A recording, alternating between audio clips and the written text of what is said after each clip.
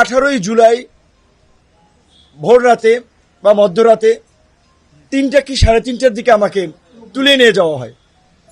আমি তো আমার ছোট বাচ্চা আমার কাপড়ে প্রস্রাব করে দিয়েছিল, আমার কাপড়টা ভিজা। আমি বলেছিলাম যে ভাই আমি কাপড়টা চেঞ্জ করে যাই।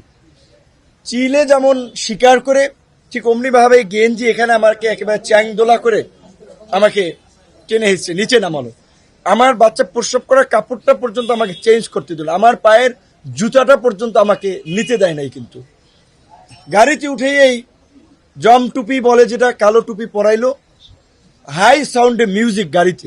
জিজ্ঞাসাবাদের জন্য সকালবেলা খাওয়ার পরে নিয়ে গেল। কারণ হচ্ছে আমি নাহিদ এবং সার্জিসের সাথে ফোনে আলোচনার পরে ওদেরকে বলেছিলাম যে এই 8 দফা দেওয়া যায়। তখন বলছিল যে ভাই আপনি একটু লিখে পাঠান। আমি মেসেজ করে পাঠাইছি।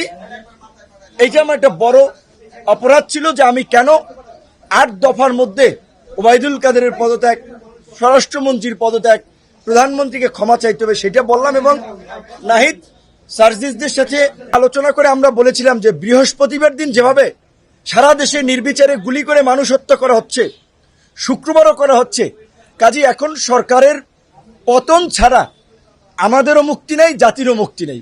কাজেই নির্বিচারে গুলি, শান্তিপূর্ণ সমাবেশে নির্বিচারে গুলি চালিয়ে ঘাতক সরকারের পদত্যাগই এখন গণদাবি।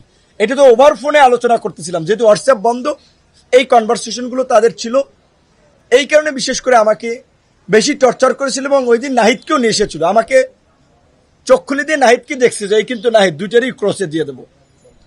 নাহিদের হয়তো আমাকে দেখাইছে চোখ বেঁধে, ওকে ও বুঝতে পারেনি, আমি বুঝতে পারিনি, কিন্তু আমাদেরকে যে ক্রসে দিয়ে দেবে এরকম ভাবে, যে কত শত শত মানুষ ক্রস ফায়ারে দিয়ে দিচ্ছে, তোকে মতো 2-1টা দিলে কি হবে। তাদের আচরণটা এরকম ছিল। তারপরে আমাকে শুক্রবার দিন নিয়ে সারাদিন, শনিবার দিন পুরো ডে, রবিবার দিন আমাকে 11টার দিকে কিন্তু ডিবি কার্যালয়ে দেওয়া হয়। তখন আমি ঘুরিয়ে পুলিশের পায়ে ভর দিয়ে ডিবি কার্যালয়ে আসি। ডিবি কার্যালয়ে ওখানে এডিসি অ্যাডমিন ছিল শাহিন শাহ। কতটা পাষণ্ড! মুক্তিযুদ্ধের সময় আমরা শুনেছিলাম ধর্ষণ করছে, মায়েরা নাকি মেয়েদের বলছে বাবা তোমরা একটু একজন একজন করে আসো, ছোট্ট মেয়ে আমার। আমাকে একবার দুপুরে ঝুলাইয়া শরীরে পায়ে মারলো। কেন মারছে জানেন? তাদের কিন্তু বেশিরভাগ ক্ষোভ হচ্ছে যে শালা তুই প্রধানমন্ত্রীকে নিয়ে কেন গালিগালাজ করিস, তুই আওয়ামী লীগের আমলে বিপি হইছস, তুই সরকার উৎখাতের আন্দোলনে কেন তারেক রহমানের টাকায় তারেক রহমানের হয়ে তুই আন্দোলন করস। এই ল্যাঙ্গুয়েজ মানে প্রফেশনাল কোনো খুব জিজ্ঞাসাবাদ না, জিজ্ঞাসাবাদ যা করেছে। আবার একটা দেখেন, এই যে নাট্যকার ডিবি হারুন, আমি বলছি যে বাতের হোটেল ম্যানেজার, আমি বলছি যে তিনি নাট্যকার, দারুণ অভিনেতা। নাট্যকার ডিবি হারুন, আন্দালিব রহমান পার্থর সাথে আমার ব্যক্তিগত সম্পর্ক ছিল। আমি ঈদের আগে তাকে বলছিলাম যে আমি একটু ফ্যামিলি ক্রাইসিসে, আপনি 10 লাখ টাকা আমাকে ধার দেন, আমি আপনাকে আবার দিব হানে।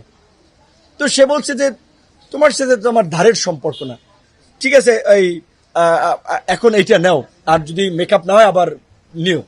সে 4 লাখ টাকা ধার, মানে আমাদের একটা ব্যক্তিগত সম্পর্কে যে ঈদের আগে সেইটারে বানাইছে 64 লাখ টাকা দিছে নাকি, এবং কত ধরনের রং চং মাখাই প্রচার করলো।